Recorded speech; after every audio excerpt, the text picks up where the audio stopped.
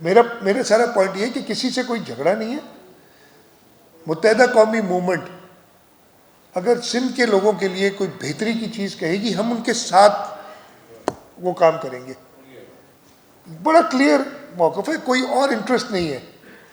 लेकिन ज़बरदस्ती कोई चीज़ वफाक हमसे नहीं बनवा सकती जो कि सिंध सूबे के लोगों के बेहतरी के लिए ना हो।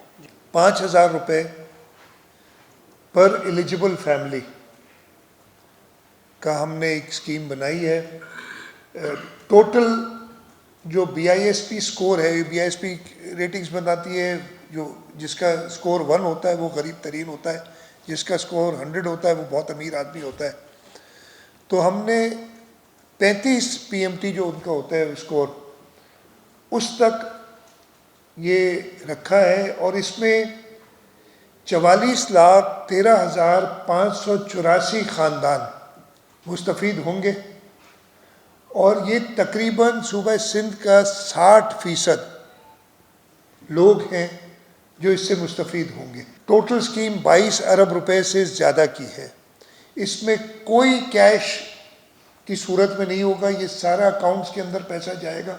इंशाल्लाह हम नोटिफाई करके PFC भी बनाएंगे और PFC का जो कानूनी तौर पे 6 महीने में, तो ये हमारे कानून में ऑलरेडी बड़ी अच्छी चीज़ें मौजूद हैं। मैं बता रहा हूँ दोनों चीज़ें ना यार, मैं एक सवाल का जवाब नहीं दे पा रहा। वो करने NFC के लिए फेडरल गवर्नमेंट से हम ज़रूर इमीडिएटली कांटेक्ट करेंगे।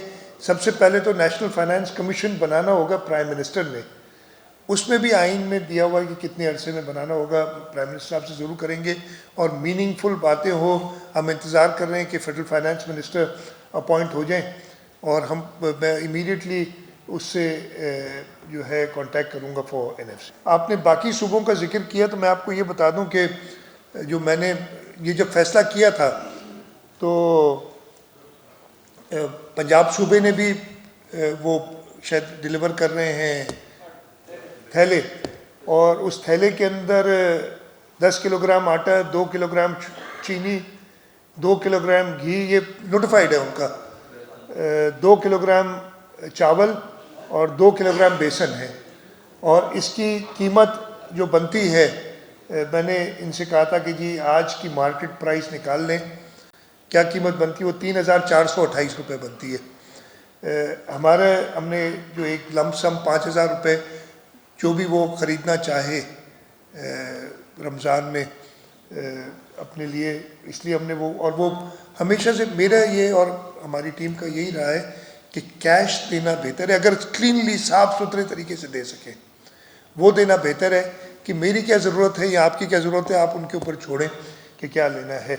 और फिर उसमें इश्यूज़ होते तो ये इसी तरीके से। अच्छा, खैबर पख्तूनख्वा वाले ज़्यादा हमसे पैसे दे रहे हैं, 10,000 रुपये का एक पैकेज दे रहे हैं, रमज़ान फूड पैकेज जो उन्होंने कहा है, लेकिन वो दे रहे हैं 8,32,000 ख़ानदानों को। हमारी 4.4 मिलियन 44 लाख ख़ानदानों की स्कीम है। मेरे ख्याल है कि हम कुछ सूबे, लेकिन सबसे पहला हक इस सूबे के गरीब लोगों का है। 2-2 की बात बिल्कुल सही कि गरीब कोई बचना ही नहीं चाहिए, आप ऐसे करते क्यों हैं, लेकिन ये सोशल इल्स जो है ये कहीं दुनिया में, इवन अमेरिका जैसे एडवांस मुल्क पे भी वेलफेयर होता है और उनका सोशल सिक्योरिटी कार्ड होता है जिस पे उनको चीज़ें मिलती हैं।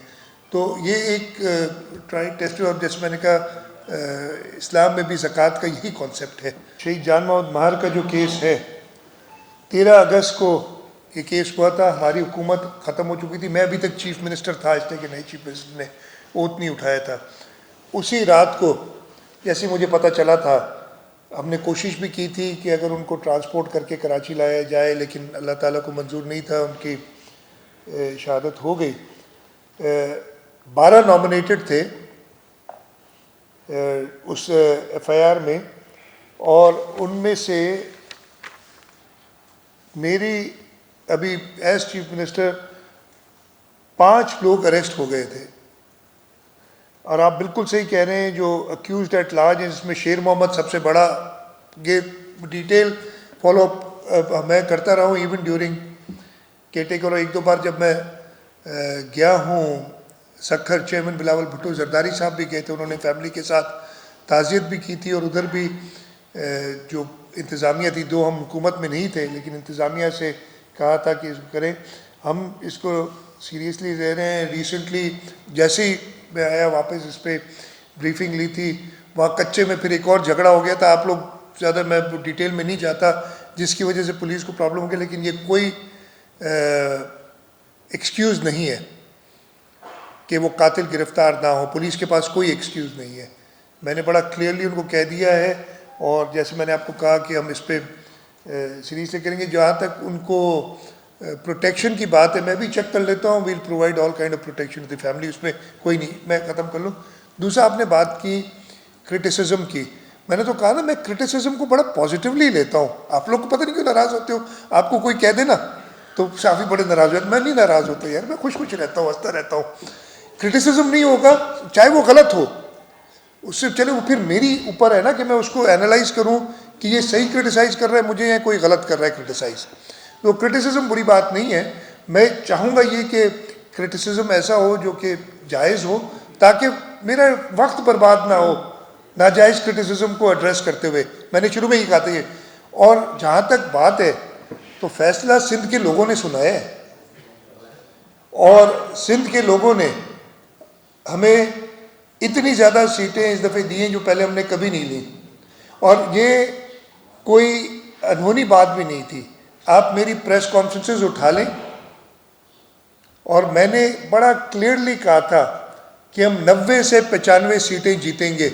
मैं थोड़ा सा पीछे रह गया, हम 87 या 88 पे हैं।